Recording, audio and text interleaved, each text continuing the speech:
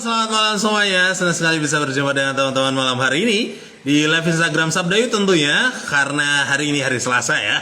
Kalau sudah hari Selasa pasti sudah aku jamin gitu ya. Aku jamin ketemu dengan Sabdayut ya di live Instagramnya Sabdayut. Senang sekali lagi bisa berjumpa dengan teman-teman. Jangan lupa untuk bagikan live ini supaya semakin banyak yang berdatangan juga, supaya makin ramai ngobrol. Kan ini ngobrol khususnya topik kita malam hari ini kan topik yang menarik ya, yaitu He Was Born For Me ya. Sepertinya TikTok, tapi alangkah lebih baiknya kita diskusikan bareng-bareng gitu ya. Mantap. Para guest kita malam hari ini sudah lengkap teman-teman, artinya saatnya kita berkenalan dengan mereka. Boleh dimulai dari Bang Martin untuk memperkenalkan diri, setelah Bang Martin nanti Kak Happy, terus Mbak Evi. Silakan. Shalom teman-teman semuanya. Shalom. Perkenalkan, nama saya Martin. Saya berdomisili dari Medan. Saya bekerja sebagai admin di perusahaan, ya juga pelayanan di gereja sebagai soundman. Itu aja sih yang bisa saya bagikan. Shalom teman-teman. Siap, mantap Bang Martin. Kupikir juga mau di-spill perusahaannya apa tadi. Karena Enggak terjun. bang. Oke, thank you Bang Martin. Salam kenal. Oke, silakan Kak Ebi. Iya, shalom, selamat Halo. malam Shalom. Kak. Kan? Ya, perkenalkan nama saya Happy. Saya sekarang jadi staff full time ya di lembaga pelayanan mahasiswa bernama Perkantas gitu di Surabaya. Jadi domisili saya di Surabaya. Gitu. Salam kenal kakak-kakak dan rekan-rekan. Iya. Salam kenal. Mantap, Puyo. Mantap. Oke, Mbak Evi. Halo, sudah diperkenalkan oleh Ray, nama saya Evi. Eh, Domisili saya di Solo, saat ini juga melayani di Yayasan Lembaga Sabda. Senang bisa kenal dan berjumpa lagi dengan teman-teman semua. Mantap. Oke, salam kenal juga dariku teman-teman Ray. Ya, meskipun sudah gak asing ya di Sabda Youth harusnya. Walaupun aku pede-pede aja lah. Kalaupun nggak ada yang kenal, ya nggak apa-apa. Oke, salam kenal, aku Ray ya. Pelayan di Sabda tentunya. Nah, teman-teman, kalau kita sudah berkenalan dengan para guest, saatnya berkenalan juga dengan acara kita, yaitu Sabda Youth. Siapa tahu dari teman-teman yang nonton, baru pertama kali join, baru pertama kali nonton Sabda Youth malam hari ini, aku mau memperkenalkan sedikit tentang acara kita. Nah, Sabda Youth sendiri adalah acara ngobrol bareng, diskusi bareng dari Yayasan Lembaga Sabda, yang akan mendiskusikan atau mengangkat topik-topik yang relate dengan anak-anak muda, ataupun yang jarang dibahas di kalangan anak muda. Itu sesuai dengan visi kami, yaitu mempersiapkan anak-anak Allah untuk menjalankan panggilannya, panggilan Allah tentunya, bagi generasinya masing-masing. Itu visi misi kami. Kiranya Sabda Youth ini memberkati teman-teman, diskusinya, obrolan kami, memberkati teman-teman, dan tentunya bukan hanya kami berempat yang akan berdiskusi, teman-teman di rumah juga kami ajak untuk berdiskusi. Jadi silahkan ikut nimbrung, ikut berkomentar. Kalau ketika kami sedang ngobrol, diskusi, komentar aja teman-teman. Mungkin ada pertanyaan atau pernyataan, gas saja komentar. Karena Natal sudah dekat. Oke, nah teman-teman, dia lahir untuk kami. Ada yang tahu ya lagu itu ya? Pasti lagu itu sangat familiar ketika Natal di Desember khususnya. Dan itu bukan hanya sebatas lagu biasa, tapi sebenarnya memiliki makna yang dalam. Karena memang Yesus itu lahir untuk kita masing-masing. Untuk kami semua, untuk kita semua, kamu dan aku. Tapi spesifiknya untuk apa dia lahir, apa tujuannya, mengapa harus lahir untuk kita, mari kita diskusikan malam hari ini. Kita mulai diskusi kita, tapi sebelumnya kita berdoa terlebih dahulu. Kak Happy boleh membuka kita dalam doa?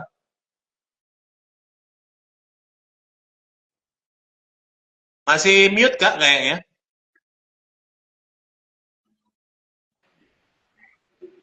Oke. Suara saya sudah masuk? Oke, aman. Kameranya juga udah masuk?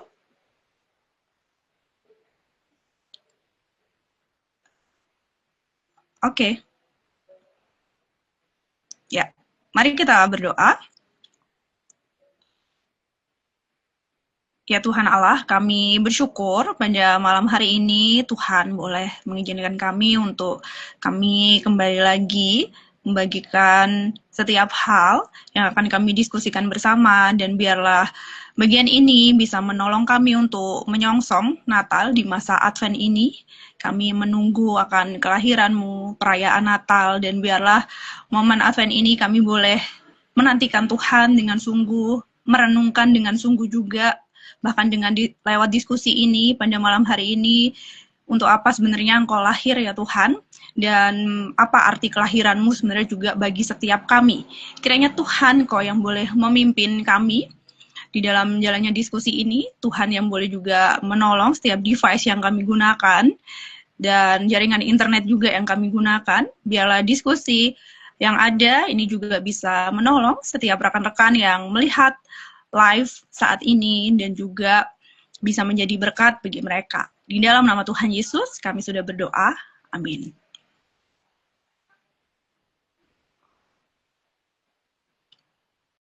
Thank you, Kak Epi. Oke. Ya, teman-teman, Yesus kan memang lahir kurang lebih abad yang pertama ya. Banyak orang yang bilang seperti itu. Tapi masih banyak juga orang yang masih meragukan tentang kelahiran Yesus ini. Bahkan sampai sekarang pun masih ada yang ragu. Makanya banyak juga yang nggak mau merayakan Natal, nggak mau melahirkan gitu ya, atau merayakannya lah gitu ya. Nah, ini menarik untuk kita diskusikan nih teman-teman. Sebenarnya ada nggak sih bukti-bukti atau catatan-catatan atau apapun lah gitu ya, seputar tentang kelahiran Yesus yang benar-benar bisa menunjukkan bahwa Yesus tuh pernah lahir loh gitu. Ada nggak sih kira-kira? Silakan. Ya, Kak. Kalau aku mencari ya Kak ya, beberapa literatur begitu. Sebenarnya Yesus itu pernah lahir gitu ya, pernah ada, dan itu ada di dalam catatan sejarah gitu ya, dunia. Ada beberapa catatan sejarah bangsa Yahudi dan juga bangsa Romawi gitu. Yang aku suka ya beberapa catatan dari Tacitus ya, sejarawan Romawi, dalam Annals of Imperial Rome begitu, yang ditulis sekitar tahun 116 Masehi oleh Tacitus sendiri ya. Di situ tertulis ya bahwa Kaisar Nero mengungkapkan gitu ya bahwa orang-orang Kristen ini dibenci saat itu ya, karena menganggap Yesus itu adalah ya sama gitu ya seperti kaisar yang disembah gitu ya oleh beberapa orang Romawi, dan itu memang salah satu alasan ya kenapa juga surat-surat Paulus juga kan beberapa jemaat yang bukan Yahudi saat itu ya, yang di bawah pemerintah Romawi itu banyak disiksa, dipersekusi gitu ya, dianiaya gitu. Nah, itu beberapa catatan ya, salah satu catatan dari bangsa Romawi ya yang aku dapatkan gitu. Mungkin kakak-kakak dan rekan-rekan ada catatan sejarah yang lain begitu ya yang didapatkan selain dari Romawi mungkin. Ya, aku mau nambahin ya dari Kak Happy gitu ya tentang Tacitus itu. Tacitus itu tadi kan Happy cerita tentang Tacitus ya. Tacitus ini sendiri sebenarnya terkenal banget dengan orang yang keras, bahkan sangat sinis terhadap orang Kristen loh Kak. Dan teman-teman semua ya, saya sendiri baru tahu nih, ketika ngulik-ngulik materi Sabda Youth ini banyak belajar juga tentang ini ya. Tetapi ketika dia menulis juga tentang ini ya, ketika dia menulis tentang Kristus itu sendiri, sebenarnya dia nulis gini gitu ya. Dia nulis bahwa ada orang-orang Kristen pada zamannya Nero itu. Nah, orang-orang Kristen ini nih adalah orang-orang pengikutnya Kristus gitu ya. Nah, tapi Kristus ini nih udah dieksekusi, udah mati, udah nggak ada pokoknya ya, sudah mati, dibunuh di bawah pemerintahan Pontius Pilatus waktu itu. Jadi sebenarnya secara nggak langsung dalam kebenciannya dia juga itu beneran lahir dan pernah ada gitu ya. Dan bahkan itu ditulis bukan yang orang Kristen gitu sih, bahkan dikatakan membenci orang Kristen. Ya, gue ya teman-teman. Selain Tacitus ya Tacitus ya. Ya, Tacitus. Sedang ngudang lagi ya, ngudang. Ya, ada juga penulis Flavius Josephus gitu ya, yang itu yang cukup terkenal juga bahwa dia menyebutkan Yesus tuh orang yang bijak gitu kan. Dia memang boleh disebut manusia atau disebut Kristus juga, dan memang catatan yang ditulisnya nggak spesifik tentang kelahiran Yesus, bahwa Yesus lahir di sini, di sini, di sini, nggak seperti itu. Tapi dia tuh mengakui bahwa Yesus tuh eksis gitu ya, Yesus tuh ada, dan secara tidak langsung ya jelas ini menunjukkan bahwa Yesus memang pernah lahir, nggak mungkin tiba-tiba ada gitu, tiba-tiba nongol gitu kan. Tapi yang jelas Yesus melalui proses kelahiran gitu sih. Iya. Baik, teman-teman, secara sejarawan tadi kan, begitu juga dengan bukti-bukti arkeologi. Saya temukan juga ada bukti arkeologi, yaitu prasasti Pontius Pilatus, Oh, yaitu ya. ditemukan di Maritima, membuktikan bahwasannya Pilatus itu memang ada dan memerintah Yudea. Begitu juga dengan sinagoge Kapernaum, tempat yang secara tradisi yang dikaitkan sebagai pelayanan Yesus. Gitu. Betul. Oke.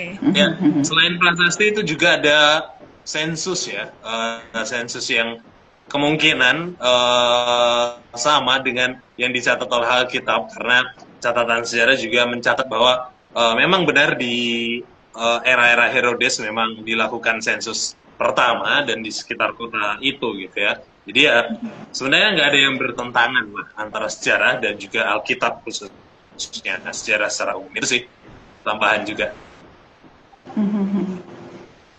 Iya, kalau aku sendiri sih, kalau dari bukti-bukti sejarah, ya memang banyak yang masih harus dicari, digali. Tetapi semakin kita dengan sengaja atau intensional mencari bukti-buktinya gitu ya, dan semakin nyata kelihatan. Kita sendiri aja ya, ini pengalaman pribadiku sendiri aja ya, nggak terlalu banyak mendalami atau nggak terlalu banyak kepo tentang bukti-bukti sejarah, walaupun ya membaca juga beberapa gitu ya. Dulu kuliah juga pernah ada beberapa informasi tentang hal tersebut gitu ya. Tetapi dari pembacaan Alkitab sendiri gitu ya, itu tuh memberikan peneguhan bahwa ini betulan Kristus ini sudah lahir, dan aku sendiri merasakan dampak kelahirannya gitu ya di dalam kehidupanku. Jadi aku sendiri bisa menjadi bukti ya akan kelahiran Kristus dan keberadaan Dia gitu ya. Karena betul-betul sudah mengubah pribadiku, begitu sih. Ya, betul sih. Sepakat kalau kita sendiri tuh bisa jadi bukti gitu ya. Karena memang ya kalau kita cari spesifik catatan sejarah arkeologi, aku yakin kalau orang sudah nggak percaya tuh bakal menolak juga gitu. Atau meragukan, meskipun sudah dibilang ada catatan sejarahnya, ada arkeologinya, kalau sudah nggak percaya ya memang nggak percaya aja gitu ya. Jadi ya memang agak ya sia-sia menurutku kalau kita berusaha membuktikan kekeh dengan catatan-catatan itu gitu ya. Tapi anyway, yang paling penting memang bukti, yaitu dari kita, bagaimana kita bertutur kata, berperilaku, apakah mencerminkan Yesus itu pernah lahir atau justru membuktikan bahwa nggak ada Yesus di dunia, bahkan di hidup kita gitu. Gitu sih. Iya, tapi tetap harus ingat ya, mempelajari sejarah, lalu melihat bagaimana apa yang dikatakan, melihat keadaan yang di dunia ini, itu juga sangat penting selain dari iman percaya kita kepada kelahiran Kristus. Jadi tadi senang banget sih tadi bisa belajar ngulik-ngulik sejarah-sejarah itu dan bukti-bukti arkeologi, walaupun nggak bisa ya nih ya, kelamaan kalau kita bahas sekarang ya. Dan seru ya kita ini ya untuk lihat prasasti gitu ya. Kemarin aku searching, banyak juga ya ternyata prasasti gitu, seru banget tuh.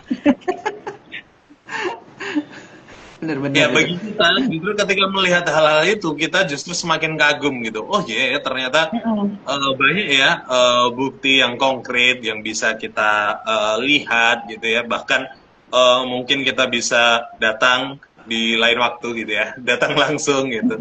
Tapi di zaman sekarang ya mungkin bisa dibuat AI juga gitu ya. Catatan itu spesifikasinya gitu ya. Tapi yang jelas berdasarkan sejarah nggak ada sih menurutku yang menolak Yesus pernah lahir, kecuali yang modern-modern gitu yang justru sering sekali menolak. Itu sih. Satu pun begini juga, saya secara pribadi mungkin baru-baru ini mengenal lebih dalam Kristus, dan saya coba mencari mencocokkan sejarah, bagaimana sejarahnya. Akan tetapi ketika kita sudah tahu sejarahnya, kita tetap tidak mau percaya dan beriman, itu sia-sia sih menurut saya. Makanya ketika kita cocokkan sejarah, kita juga harus beriman kepada Kristus itu sendiri. Biar Kristus itu yang menggugah hati kita, bukan hanya dengan tulisan-tulisan belaka, tapi Roh Kudus yang membangun kita, Roh Kudus juga yang memimpin kita. Gitu sih. Jadi nggak hanya sekedar sejarah. Kristen itu memang benar nyata dan hidup di dalam kita. Betul. Amin. Ya, aku teringat juga kota Bethlehem gitu ya. Bethlehem kalau Alkitab bilang kan kota kecil gitu ya. Ternyata berdasarkan arkeologi juga Bethlehem memang di lingkungannya memang tergolong kecil dibanding kota-kota lainnya gitu. Dan itu ya selaras lagi-lagi gitu ya, selaras, dan itu bagi kita memang menguatkan iman kita karena kita sudah percaya gitu. Kan Alkitab bilang berbahagialah orang yang percaya meski tidak melihat ya. Dan kita berkesempatan untuk melihat ya justru semakin percaya gitu kan. Ya, itu sih. Iya. Ya, Kak. Aku yakin ya bahwa setiap kita itu bisa percaya gitu ya dengan Kristus, bahkan tidak melihat ya, karena kasih karunia Allah juga ya yang memberikan anugerah untuk bisa percaya gitu. Ditambah lagi dengan melihat tadi bukti-bukti yang kita udah sharingkan bersama tadi ya, kelahiran Yesus dari segi sejarah, prasasti bahkan gitu. Nah, itu kan dari sejarah dunia begitu ya kakak-kakak. Nah, ini kalau kita melihat dari sisi Alkitabnya nih, yang selama ini gitu ya kita pegang bahwa Alkitab ini adalah hal yang benar gitu ya, kebenaran, dan memang menyatakan bahwa Yesus itu lahir dan ada dan memenuhi gitu ya nubuatan-nubuatan, terutama nabi-nabi terdahulu gitu ya di dalam perjanjian lama. Nah, ini ada nggak sih gitu ya kakak-kakak mungkin bisa sharing gitu ya nubuatan-nubuatan di dalam Alkitab gitu ya yang menyatakan bahwa Yesus itu akan lahir begitu. Dari perjanjian lama mungkin ayat-ayatnya bisa di-sharekan gitu. Silakan. Oh, jelas ada dong. Ya, jelas ada gitu ya, karena saya sendiri pertama kali mengetahui tentang kelahiran Kristus itu dari Alkitab gitu ya. Itu pertama kali. Jadi sudah pasti Alkitab itu memuat, dan itu adalah bukti yang sangat terpercaya dan hidup ya tentang kelahiran Kristus. Contohnya ini yang sering banget kita baca, dan ini pasti laris banget lagi dihafalin anak-anak sekolah minggu sekarang ini, misalnya dari Yesaya 7 atau 14 gitu ya. Di situ kan dikatakan bahwa ada seorang perempuan, ada seorang perawan gitu ya, ada yang anak dara gitu, dia akan mengandung dan melahirkan seorang anak laki-laki dan akan dinamakan Immanuel. Itu lalu kalau dilihat penggenapannya itu juga ada di Matius 1 ayat 22 sampai 23. Kalau dibikin tabel nih ya, nubuat tentang Kristus lalu penggenapannya, wah itu seru loh. Pernah saya bikin tabel soalnya. Pakai sekarang gampang banget juga ya. Dulu nggak pakai nyari langsung gitu di Alkitab Sabda gitu ya. Lalu tentang lahir di Bethlehem, ini juga ayat hafalan yang sering banget yang sering banget kita hafalin juga ya. Hai engkau Bethlehem Efrata yang paling kecil, daripadamu akan lahir gitu kan ya seorang anak gitu ya. Jadi dan itu di Mika 5 ayat 2 gitu disampaikan. Ada yang suka salah dengan versifikasinya juga gitu ya. Nah, itu digenapi dalam Lukas 2 ayat 4 sampai 7, lalu di Matius 2 ayat 1 di mana diperintahkan bahwa di Bethlehem anak ini akan lahir di Bethlehem, dan sebagainya. Banyak ada di Yeremia ya, bahkan di Mazmur. Kemarin ada bedah kitab Mazmur ya. Itu juga sedang membahas juga beberapa nubuatan mesianik ya tentang Kristus sendiri yang akan menjadi Mesias. Itu sih banyak banget, banyak pol pokoknya. Ya, selain itu Yesaya 9 juga cukup kental dengan mesianiknya. Yesaya 9 mulai dari ayat 1, 8, bahkan 823 kalau di Alkitab cetak ya, 823, 9 ayat 1, dan seterusnya sampai ayat ke-6 gitu atau ke-7, itu semua tentang Kristus dan Raja Damai, dan itu semua tergenapi gitu ya, bahwa Yesus akan lahir, seorang anak telah lahir untuk kita, seorang putra telah diberikan untuk kita, lambang pemerintahan ada di atas bahunya, namanya disebut orang penasihat ajaib, Allah yang perkasa, Bapa yang kekal, Raja Damai. Itu sih. Saya mau nyanyi loh. Nih. Lahir. Ya, silakan ditambahin. Ada lagi ayat-ayat nubuatan. Teman-teman di rumah juga boleh banget loh. Kalau teman-teman tahu ayat-ayat nubuatan atau ayat-ayat tentang mesianik gitu ya, silakan juga diberikan di kolom komentar. Siapa tahu dari kami ada yang terlewat gitu ya. Oke, silakan. Baik, itu selain tentang kelahiran Kristus Yesus, akan tetapi ada juga nih raja yang tidak senang, yaitu Herodes kan. Ya. Jelas dikatakan di situ di Matius 2 juga dikatakan Herodes takut akan lahirnya raja baru. Nah, si Herodes nggak mau menjadi raja yang terbelakang kan. Dia maunya raja yang selama-lamanya. Akan tetapi di ayat Matius tadi dibilang raja baru. Jadi ketika dia sudah tahu raja baru akan lahir, dia membunuh semua bayi lelaki di Bethlehem tadi kan. Padahal itu paling dicari. Yesus itu paling ditunggu, tapi dia tidak senang gitu. Yusuf mendapatkan perintah melalui mimpi untuk membawa Maria dan Yesus melahirkan ke Mesir. Jadi penggenapannya juga ada pada Hosea 11 ayat 1. Dari Mesir kupanggil anakku, yaitu Yesus Kristus itu sendiri. Itu sih teman-teman. Iya, aku ya. Tadi dari yang dikatakan oleh Kak Martin, sebenarnya malah kayak istilahnya kalau kita orang Jawa, walaupun saya bukan orang Jawa, tapi saya bilang kalau kita orang Jawa ngomong tuh ngenes gitu. Kelahiran Kristus sendiri ya, karena dia tuh seorang raja ya, bahkan sampai ditakutin oleh Herodes gitu ya. Tetapi dia sendiri lahir bukan dalam kemegahan. Kalau kita lihat tadi dari nubuat-nubuat, bahkan di Lukas 27 dikatakan Yesus dibaringkan di dalam palungan karena nggak ada tempat di rumah penginapan bagi mereka. Padahal ini Yesus ini seorang bayi raja yang akan yang dinanti-nantikan oleh orang Israel gitu ya. Tetapi mereka sendiri bahkan tidak mempersiapkan tempat atau ya tidak adalah tempat.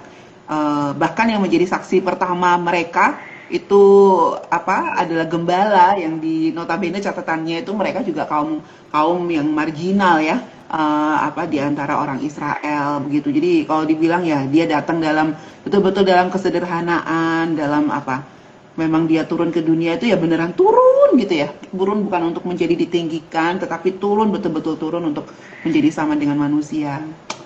Puji Tuhan. Iya. Dan ketika ini ya Kak lahir di kandang domba pun itu sebenarnya juga kan nubuatan ya dari Mika 4 ayat 8 gitu ya. Dan engkau hai menara domba itu. Kata yang sama kata yang dipakai ya Migdal Eder tuh di Lukas 2 ayat 7 dan 12. Jadi sebenarnya dari situ ya kesederhanaan itu, terus Yesus hadir untuk kaum-kaum yang terpinggirkan begitu ya, termarginalkan gitu.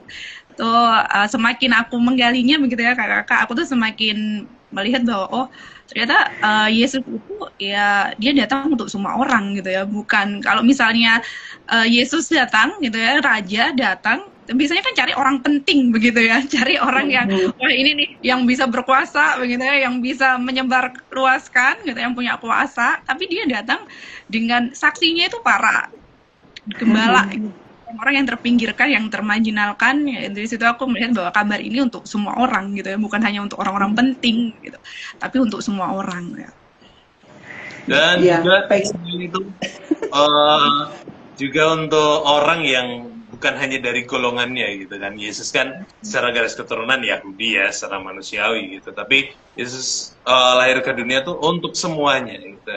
Nah makanya juga orang Majus datang dari timur yang notabene kan bukan dari golongan orang Yahudi, bisa dibilang di luar golongan, dan itu pun sudah tertulis bukan hanya ketika di Matius gitu ya, di Yesaya pun dikatakan 60 ayat 3 ya, bangsa-bangsa berduyun-duyun datang kepadamu, kepada terangmu, dan raja-raja kepada cahaya yang terbit bagimu. Itu kan memang merujuk kepada orang-orang Majus gitu ya. Jadi ya kelahiran Yesus itu memang selain untuk orang marginal, tapi juga untuk semua golongan.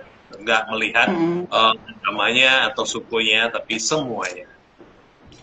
Iya, jadi kalau dibilang saat itu pelayanan Yesus itu pelayanan go internasional berarti ya, Ri ya? Bisa dibilang seperti itu. Oke.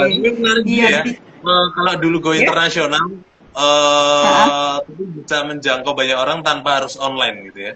Dan ini itu luar biasa. Kalau kita kan go internasional lewat online ya udah memang nggak menutup kemungkinan gitu kan, karena bisa menjangkau semua. Dulu lahir tapi bangsa yang dari timur, orang Majus, bisa tahu, bisa datang hanya lewat bintang gitu ya, bintang yang terang, dan itu spesial banget, dan itu cara Allah gitu ya. Kalau aku melihat kelahiran Yesus tuh aku selalu melihat bagaimana Allah bekerja mengatur segalanya gitu ya, supaya presisi, supaya tepat, padahal belum ada kecanggihan-kecanggihan yang seperti kita rasakan sekarang gitu, tapi dampaknya bisa sangat besar. Itu sih. Iya. Tuh. Padahal belum ada Gmaps ya Bang ya. Belum Nggak ada ada. belum secanggih sekarang. Betul. Dan Iya. Ini jadi tantangan juga sih buat kita gitu ya. Zaman dulu aja pembawa kabarnya tuh yang pertama kan si siapa? Gembala dan orang Majus ya. Itu bisa tersiar sampai ke kita sampai hari ini ya. Sekarang kita, hai ngapain lo? Udah dengan segala kecanggihan ini, bagaimana kamu? Apakah sudah menyampaikan kabar tentang Kristus itu juga gitu ya? Atau cuma ngomong doang di Sabda Youth ini? aku udah kor Natal, Bu.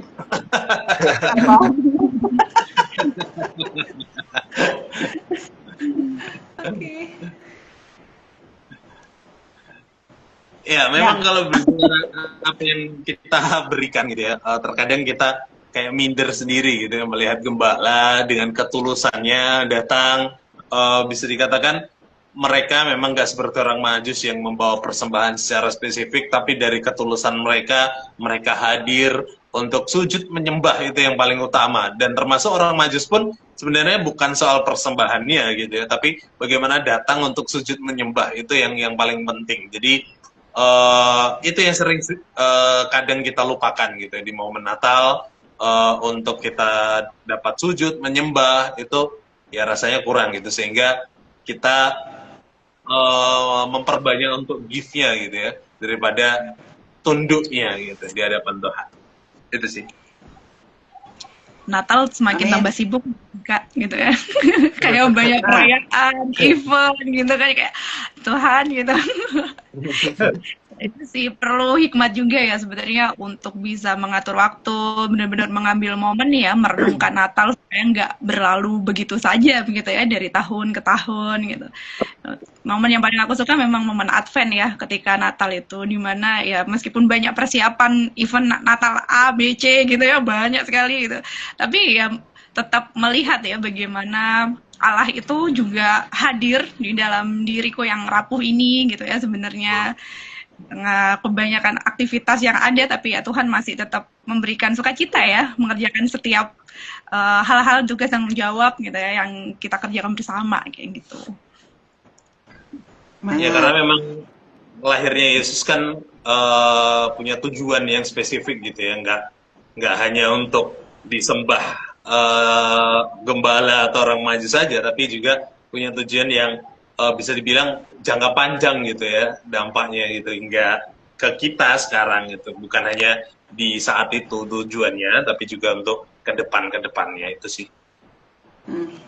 Mau nambahin, tahu nggak kenapa kita hari ini bisa mendengar kabar tentang kelahiran Kristus itu pertama kali ya, karena para gembala ini.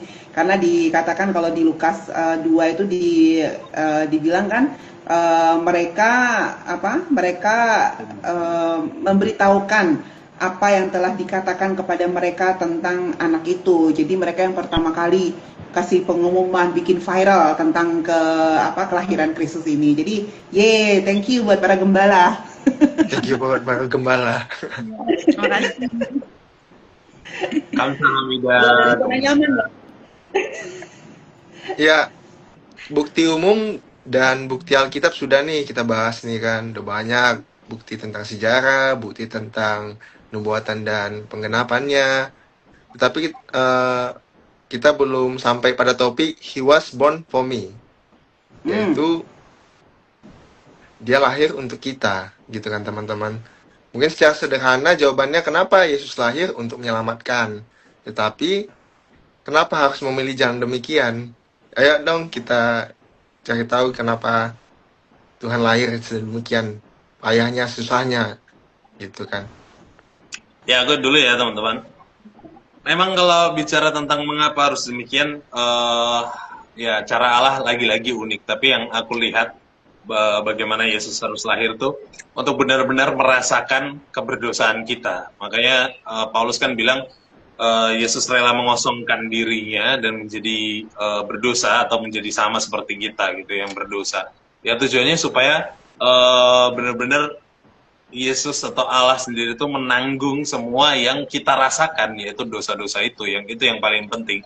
Dan sehingga ketika dia menanggungnya, dia bukan hanya menyatakan keadilannya, yaitu menghukum dosa-dosanya, tapi menunjukkan kasihnya, karena aku sendiri yang akan menanggung, atau Yesus sendiri yang akan menanggung. Jadi memang tujuannya menurutku lebih menekankan keadilannya supaya nyata, di saat yang bersamaan kasihnya juga begitu besar dan sungguh sangat nyata. Itu sih tujuan dari kelahiran Yesus.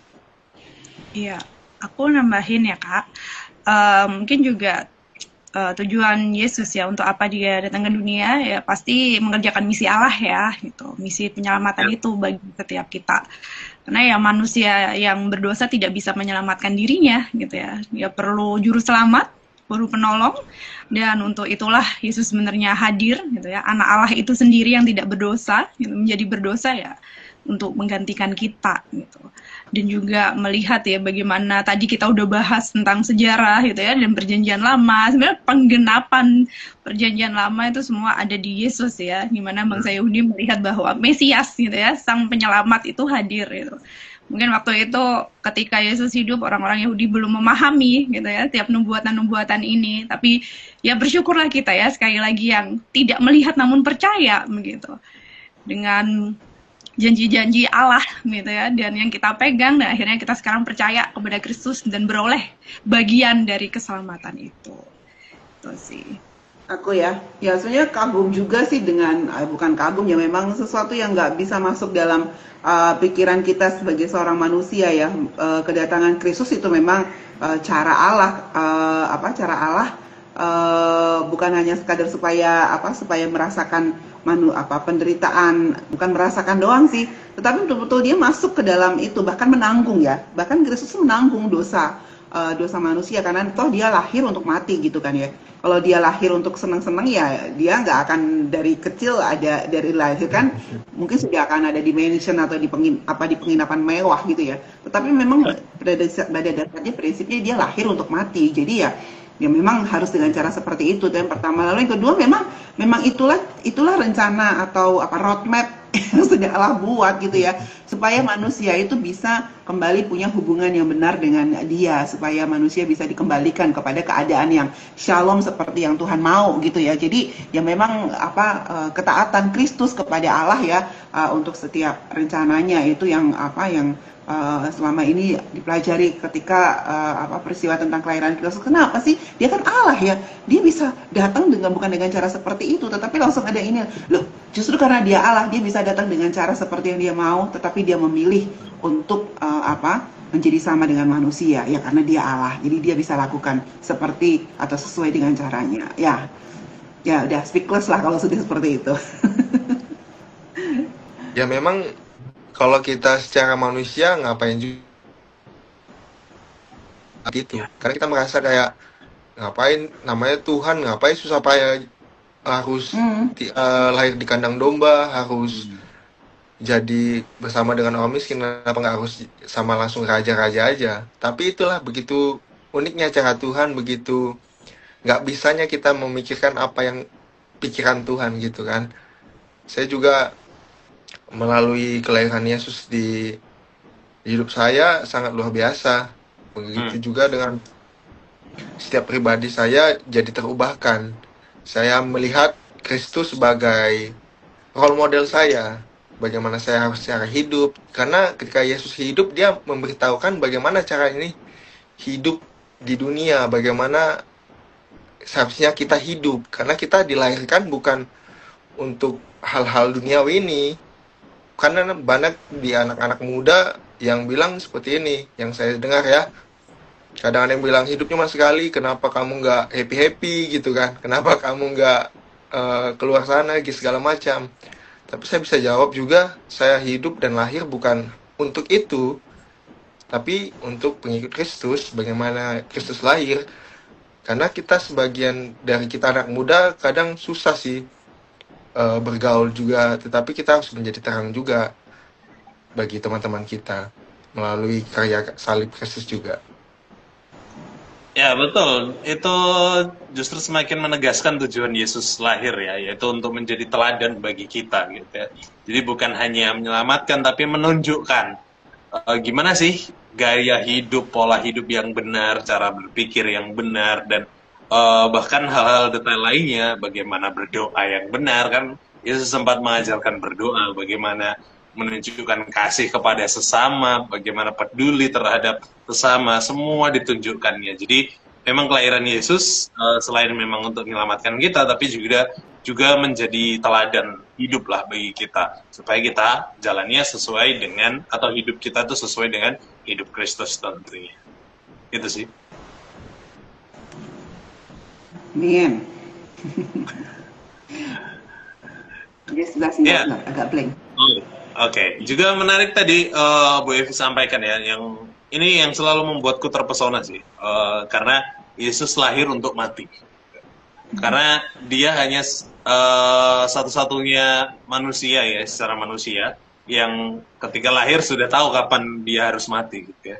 Itu secara manusia miris, tapi secara kita melihatnya sebagai Allah tuh amazed gitu ya, bahwa ya dia datang tuh memang hanya untuk kematiannya nanti ya, supaya dia bisa bangkit pada hari yang ketiga, bisa naik ke surga, sehingga kita tuh diberi kemenangan gitu ya. Jadi kedatangannya tuh tujuannya untuk perang lah ibaratnya itu. Perangnya perang untuk kita lagi gitu ya. Dan itu gokil banget gitu ya. Untuk manusia yang berdosa gitu ya. Dan bukan hanya semata untuk perang supaya setan kalah, supaya kelihatan Yesus aku lebih jago, enggak gitu ya, tapi supaya manusia selamat. Itu sih. Nambahin ya Kak.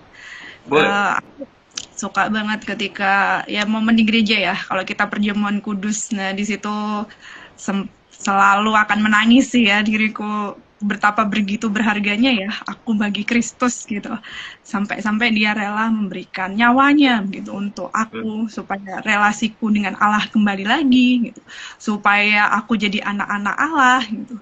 Dan dia menggantikan hukuman dosa yang harusnya aku terima gitu ya, kematian kekal itu gitu. Dan dia yang tanggung, dan untuk itulah dia lahir gitu ya ke dunia. Susah-susah banget sih ya jadi bayi gitu ya, sang pencipta gitu, jadi ciptaan yang sangat terbatas itu, kayak ya ampun Tuhan sayang banget gitu ya sama aku gitu. Secara pribadi aku pasti akan selalu merenungkan itu ketika perjamuan kudus ya, sakramen itu, dan pasti menangis gitu ya kalau mengingat bagian itu, betapa besarnya ya kasih Allah bagi setiap kita gitu ya, manusia ini yang ya terbatas, setiap hari juga bergumul gitu ya dengan diri, bergumul dengan dosa gitu ya, hari lepas hari. Tapi ya kasih Allah itu selalu merengkuh ya, tidak hanya berhenti sampai kita berdosa terus Tuhan tinggal, enggak gitu. Dia selalu menantikan gitu ya, kapan anakku akan kembali gitu ya, datang kembali gitu. Nah itu sih hal yang aku selalu renungkan ya, tentang betapa besarnya kasih Allah ya. Hafalan sekolah minggu juga sih biasanya, Yohanes 3 ayat 16 ya. Iya, jadi kalau kita tahu alasan Yesus untuk lahir ke dunia itu untuk apa, makin memperjelas lagi harusnya tujuan untuk kita secara pribadi ya. Jadi dia lahir bukan cuma untuk menjadi manusia secara umum, tetapi secara spesifik ya untuk pribadi lepas pribadi gitu ya. Tadi udah beberapa teman-teman sharingin nih ya, tadi udah lompat nih ke bagian terakhir sebenarnya ya, tentang gimana sih teman-teman ya, teman-teman di rumah juga silahkan deh boleh share. Ini kesempatan untuk kita bisa sharing ya tentang menyatakan bagaimana kasih Tuhan yang luar biasa gitu ya. Jadi ngerasa nggak sih kalau Yesus lahir ke dunia itu untuk aku atau untuk kamu secara pribadi gitu ya. Tadi Kak Happy udah sharing. Teman-teman di rumah ya, atau Kak Ray, Kak Martin silahkan.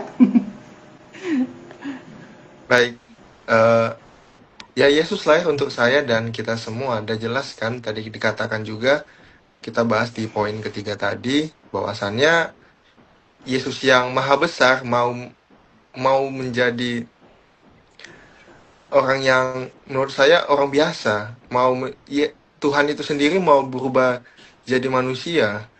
Tuhan mana yang mau?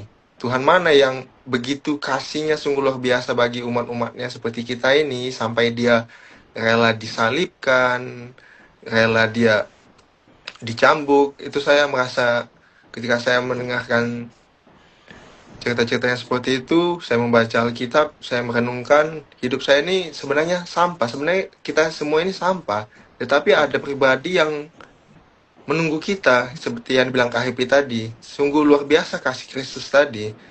Seburuk-buruknya kita pasti bakal dicari Tuhan, seburuk-buruknya kita bakal ditunggu sama Tuhan. Ya itulah makna kelahiran Tuhan Yesus untuk kita semua. Itu juga.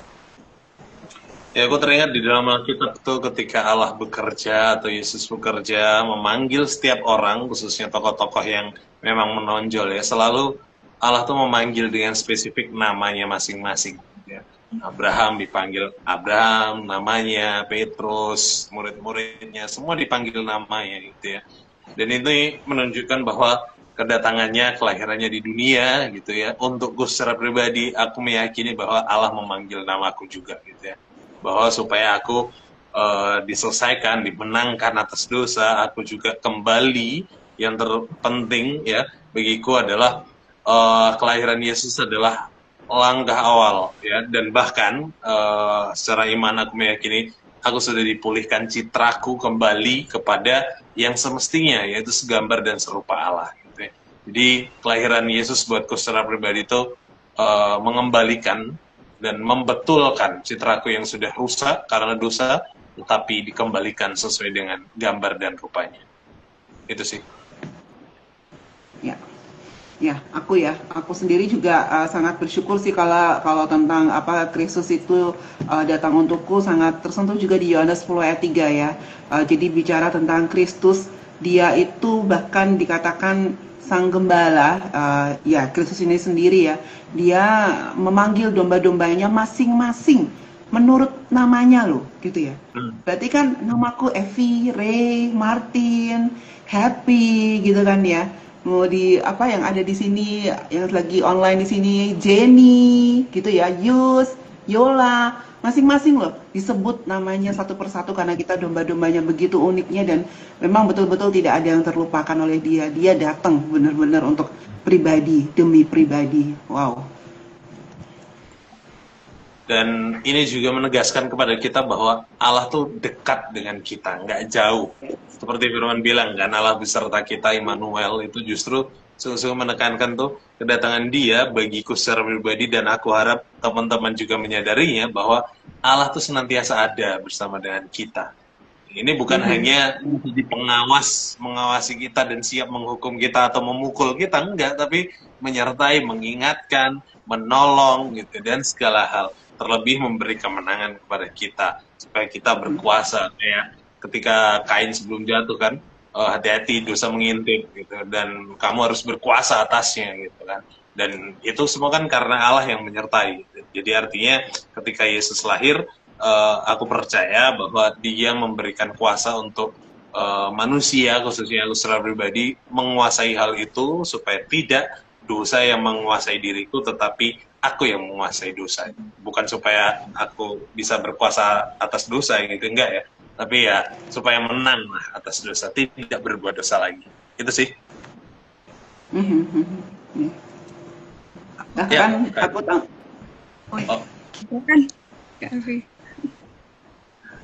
Kak Epi duluan, silakan Kak Epi duluan aja. Oh iya, oke. Ketika aku juga merenungkan ya, ketika Yesus lahir ke dunia kan sebenarnya keadaan dunia saat itu lagi nggak baik-baik aja gitu ya kakak-kakak. Jadi kita udah bahas secara sejarah gitu ya, ada pembunuhan bayi. Kita bisa bayangkan di kota Bethlehem saat itu betapa mencekamnya gitu ya, betapa suramnya kota itu, bahkan dunia saat itu gitu. Dari situ sih aku juga melihat ya kekeosan yang terjadi di dunia ini, ya Yesus lahir juga untuk membereskan itu semua ya gitu. Tidak hanya untukku secara pribadi, tapi juga dia datang untuk menyelamatkan gitu ya, menjadi terang di tengah kegelapan dunia yang ada gitu. Dan secara pribadi ya, bagi hati kita yang gelap ini ya, yang penuh dengan dosa ya, terang itu hadir gitu ya di dalam Yesus. Nah, itu poinku ya secara pribadi di tengah kegelapan dunia yang aku juga nggak tahu nanti ke depannya gimana ya masa depanku gitu. Siapa yang nantinya akan menjaminnya? Ya Yesus hadir membawa pengharapan itu sih. Gitu. Amin. Amin, amin. Ya, baik. Ya, tadi kan Ray bilang apa tentang Kristus itu apa memang betul ada dekat gitu ya. Tetapi untuk apa? Untuk membimbing, tadi saya lupa kamu ngomong apa ya. Tetapi nggak hanya untuk ketika kita ada aja sih, Ray. Yang paling membuat tersentuh juga ketika aku sendiri hilang gitu ya. Dia cari loh, Ray. Ya. Dia cari gitu ya. Dia cari dan dia memberikan jaminan kepastian. Hai domba-dombaku, kamu tidak akan pernah tidak akan pernah hilang. Aku akan mencarimu dan memastikan kembali lagi bersama denganku. Makanya dia turun ke dunia ini untukku, domba yang terhilang. Bersyukur sih Tuhan sudah temukan. Amin. Puji Tuhan. Lanjut. Domba yang hilang kini kembali pulang. Ini ada tanggapan dari Kak Yola ya. Yesus itu lahir ke dunia supaya bisa merasakan penderitaan manusia, mengerti kelemahan kita, dan menanggung dosa kita di kayu salib. Benar sekali. Nah, kita kan sudah sadar nih teman-teman terkait kenapa alasan Yesus lahir untuk kita masing-masing. Nah, tapi kan banyak juga nih yang belum sadar atau belum nggak. Makanya sedikit yang berkomentar siapa tahu belum sadar juga gitu ya. Nah, ini lihat nih teman-teman. Bagaimana sih cara untuk menyadarkan lah orang lain, teman kita, bahwa Yesus itu lahir juga loh untuk mereka, ya. Selain dari yang sudah kita sampaikan atau ceritakan tadi ya, tapi untuk menolong mereka menyadarkan hal itu, ada nggak cara-caranya? Silakan. Siapa mau sharing duluan? Baik, Kak. Oke. Kalau saya pribadi sih, yang terutama kita harus dilihat dulu, Kak. Bagaimana Kristus hadir dan hidup. Nggak mungkin kita hanya ngomong sama dia, kamu harus begini-begini, tapi tingkah kita di luar sana nggak benar. Jadi menurut saya, seharusnya kita di luar memperbaiki diri kita. Bagaimana Yesus hidup, bagaimana Yesus hidup, bagaimana kita harus menjaga kekudusan. Begitu setelah itu kita bisa, nggak harus kita bilangin sama dia jadi penasaran sama kita. Ini orang kenapa ya kok baik banget, ini orang kenapa ya sabar banget. Nah, nanti lama-kelamaan malah dia yang menanyakan bagaimana kamu kenapa seperti itu. Nah, baru di situ kita bisa masukkan firman tadi, bagaimana seharusnya tujuan hidup manusia di dunia itu gitu, Kak. Menarik. Aku ya. Kalau caraku dari dulu yang aku lihat sangat efektif untuk menceritakan tentang He Was Born For Me itu dengan mengajar di sekolah minggu gitu ya. Anak-anak ini mereka perlu tahu dari kecil bahwa Kristus itu lahir, bahkan nggak cuma lahir, tapi Kristus mati untuk mereka, dan saat ini Kristus ada di surga juga untuk mereka, anak-anak kecil ini yang seringkali tuh mungkin dianggap mereka tuh masih kecil, nggak ngerti apa-apa. Kalaupun mungkin usia mereka nggak panjang, toh mereka juga masuk surga dan sebagainya. Oh tidak gitu ya. Jadi menurutku mereka harus diberitahukan dari awal, dari dini gitu ya. Bahwa Kristus lahir untuk mereka, sehingga ketika mereka semakin bertambah dewasa dan dalam perkembangan zaman ini di tengah-tengah masa yang semakin sulit untuk percaya kepada kelahiran Kristus, mereka sudah punya dasar gitu ya, bahwa Kristus itu mati untukku ya. Sekolah minggu kalau aku sih. Dari aku sama kayak Kak Evi ya, udah sekarang minggu juga gitu. Meskipun pelayanannya di mahasiswa gitu. Kalau aku sih memang lebih seringnya ketemu mahasiswa ya, yang sudah punya value gitu ya, nilai itu agak sulit dirubah begitu ya ketika diberitakan tentang Injil gitu. Wah, ini nggak cukup sekali gitu ya memberitakan Injil. Sebenarnya dari proses pemuritan juga sih, bagian itu menolong gitu ya, dia di mahasiswa terutama Ketika mereka melihat bahwa Yesus itu hadir untuk hidup mereka, ya mereka tidak lagi hidup untuk diri sendiri sih, tetapi untuk Kristus gitu. Itu akan terlihat beda banget ketika awal maba gitu ya, kami injili, terus kemudian mereka mau dimuridkan. Nah, dulu kenapa mahasiswa pilihnya di sini, itu selalu yang aku iya kak karena terpaksa gitu ya, karena nggak lolos PTN gitu kan, akhirnya pilihan kedua nih kak gitu. Jadi bukan pilihan mereka begitu, tapi di dalam perjalanan iman selama 4 tahun gitu ya, mereka memahami, oh Allah memanggilku di kampus ini, Allah memanggilku di dalam jurusan ini, dan Allah punya tujuan di dalam hidupku. Jadi hidup bukan lagi untuk diri sendiri ya, tetapi untuk Allah. Dan itulah ketika aku bisa melihat ya bagaimana perubahan adik-adik mahasiswa ini. Wow, Tuhan bisa bekerja begitunya ya, luar biasa ketika dia hadir, lahir di dalam hidup seseorang gitu ya. Tidak lagi hidup untuk diri sendiri sih, tapi untuk mengerjakan kehendak Allah gitu. Dari itu memang prosesnya panjang ya untuk mengetahui bagaimana orang ini sudah hidup untuk Kristus, apakah dia juga memahami ya bahwa Kristus itu lahir untuknya gitu. Tapi dari setiap perubahan hidup, karakter yang aku lihat dari hidup adik-adik gitu ya, satu generasi biasanya itu satu angkatan ya 4 tahun gitu, ketika lulus tuh baru tuh kelihatan memilih pekerjaan, jawab semua, pilih ke semua gitu ya, kasih CV ke semua perusahaan, atau memang benar-benar mengumpulkannya di hadapan Tuhan gitu. Dari situ sih kak aku bisa melihatnya sih.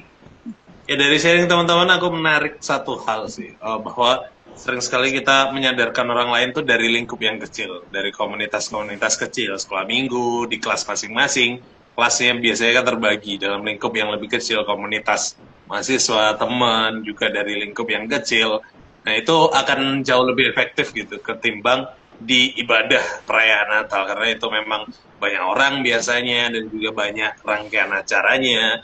Nah itu jadi untuk menolong memang ya harus deep talk sih, mau nggak mau. Dan jangan lupa doakan gitu ya, supaya Roh Kudus juga bekerja bersama-sama. Tentu bukan karena usaha kita, kita sudah cerita banyak gitu ya, atau kita berusaha menyadarkan mereka untuk mereka sadar, bukan karena kita, tapi karena Roh Kudus yang berkarya. Oke, teman-teman, sudah jam 8, nggak terasa, artinya diskusi kita harus berhenti di sini. Kiranya semua yang kita obrolin menjadi berkat untuk kita berempat dan juga teman-teman di rumah tentunya, sehingga kita bisa menyadari bahwa Yesus itu lahir untuk kita. Sebelum kita berpisah, aku boleh minta closing statement ya dari teman-teman masing-masing semuanya. Dari Kak Happy dulu, terus Bang Martin, terus aku, nanti Bu Evi terakhir. Silahkan Kak Happy. Ya, kelahiran Kristus bagiku sebenarnya cukup meaningful ya. Dia lahir untuk merengkuh kerapuhanku, membuatku menjadi utuh. Aku yang tidak sempurna disempurnakan karena kelahirannya, dan untuk menolongku, memberikanku terang kehidupan di dalam dunia yang gelap ini. Itu closing statement dariku. Amin. Baik, dari saya, kelahiran Yesus itu bukan hanya sekedar Tuhan datang dan lahir, akan tetapi bagaimana cara Tuhan mau memberitakan bahwasannya kita ini anak-anak yang sangat dihargai, kita ini anak-anak yang sangat dicintai, makanya sampai dia rela anaknya disalibkan.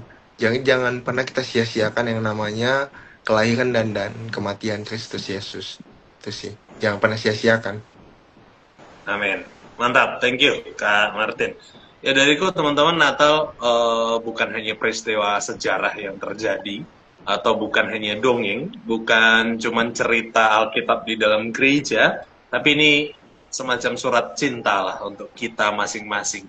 Dan surat itu masih terbuka hingga sekarang untuk kita dapat membacanya, melihatnya, meresponinya, karena Yesus tuh lahir untuk kita masing-masing, untuk saya, untuk kamu semuanya. Jadi mari kita meresponi surat cintanya dengan cinta kita juga. Thank you. Bu Evi, silakan.